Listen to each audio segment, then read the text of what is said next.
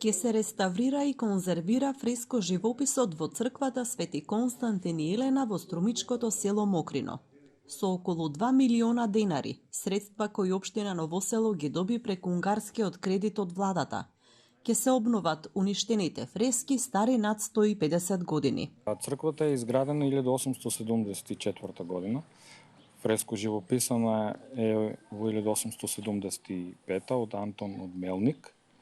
Оваа црква настрадала за време на Првата светска војна, кога навлегуваат бугарите на оваа територија и го имаат оштетено фреско живопис.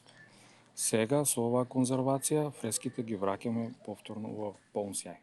Жителите се радуваат на оваа вест. Велат дека црквата е централно место каде граѓаните се собираат на најголемите празници, но и за семејни веселби. Во последно време веќе многу повеќе се посетува храмот за разлика од пораните години, кога масовно се иселуваше народот нашето село, додека сега повторно се враќаат и за време на поголемите празници храмот е потполно пун. Има добра атмосфера се ствара кога се среќаваат граѓаните подолго време кои се оддалечени од селото, така да атмосферата е прекрасна.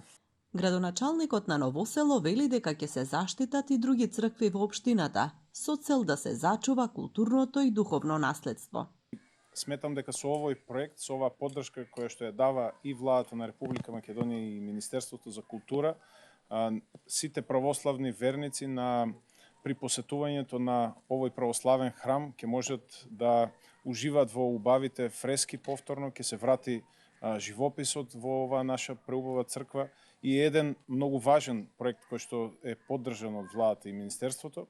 И од тука продолжуваме и со црквата Свети Ѓорги во Ново Село, така што, како што каже министерот, порано на тоа што не се ставало акцент и не се работело, еве дојде светлото на денот да почнеме да ги заштитуваме нашите цркви.